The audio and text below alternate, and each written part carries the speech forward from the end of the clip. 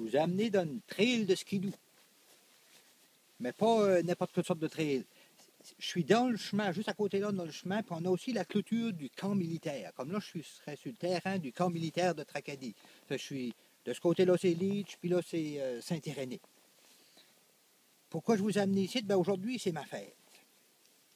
Comme c'est ma fête, j'ai décidé de compter deux histoires, mais deux histoires un petit peu plus osées que je fais d'habitude. Il va y avoir, maintenant, mon Dieu, il va y avoir un mot qu'il faudra surveiller, OK?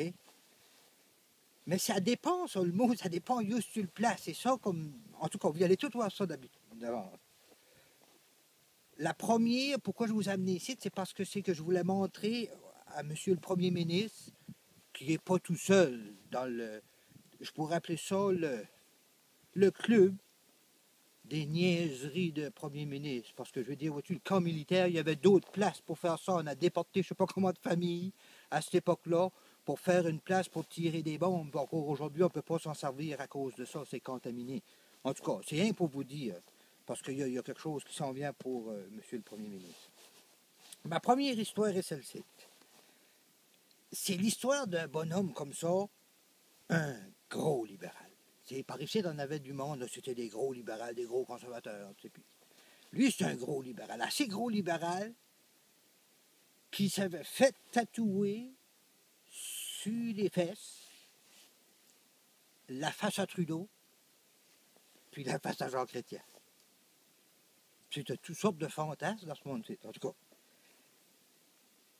il a été offert à ses vieux jours, là, ça c'est quand il était plus jeune, à ses vieux jours, il a été offert par ses enfants d'aller en France, ouais, de où ce que c'est que la famille venait de. Puis tu sais, c'est un beau voyage comme tout organisé, mais lui, il t'a rendu comme vieux, puis contrarié, tu sais, puis tu es bon, puis... Ça fait que quand il arrive aux douanes, pour rentrer de nouveau, il avait perdu ses papiers, puis tout ça, puis là, la vieille disait, bon, tu t'es tatoué. Puis lui, il essayait de négocier les affaires avec le gars des douanes, mais il dit, voyons donc, garde-moi, garde ma vieille, on arrive, on est des Canadiens pure laine, puis tu es un bon, puis tu sais, il essayait de négocier des affaires, puis la bonne femme disait, bon, tu t'es tatoué, puis là, il est venu comme il cheurait, ben il dit, garde, viens avec moi, on va aller dans une petite chambre ici, puis il dit, je vais te montrer toute chose. Puis là, il était bien baissé sur culotte. Puis le douanier a dit, c'est correct, lève ça, il dit, c'est bon, il dit, je vous laisse passer. La bonne femme dit, dis-moi, ouais, Tchelès, est-ce que t'as reconnu? Ben, il a dit, à gauche, il a dit, je sais pas, il y avait la face comme trop longue. À droite, il y avait la face comme trop ratratinée. Mais le trou noir au milieu, c'est le premier ministre, ça. Bon, OK. Ça, c'était ma première. Ma deuxième, je l'aime pour une raison. C'est l'imaginaire. À quoi est-ce que je jouais dans ma tête quand je jouais ce joke-ci? Un pilote d'avion avec un copilote. Puis, après qu'ils ont décollé, ils annoncent toutes les annonces, comme d'habitude, on va voler à une telle hauteur, puis tu sais, il va se passer toutes sortes d'affaires, puis tiens, bon, puis on devrait arriver à une telle heure, puis tiens, bon, puis il accroche le micro, mais il oublie de décoller le piton, haute son cache, il largue un gros pet, on va dire, comme par ici, puis il dit au copilote, il dit, si tu veux que je vais faire, il dit, je crois que je vais aller à la toilette.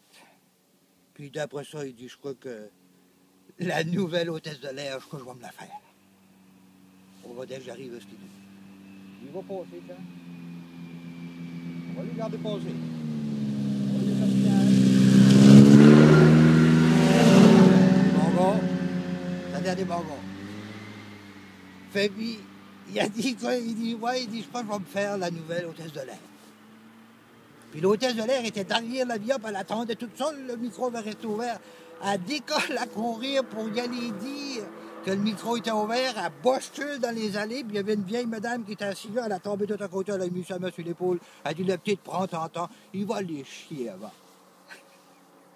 Je vous souhaite une bonne journée, riez comme il faut, ça vaut la peine.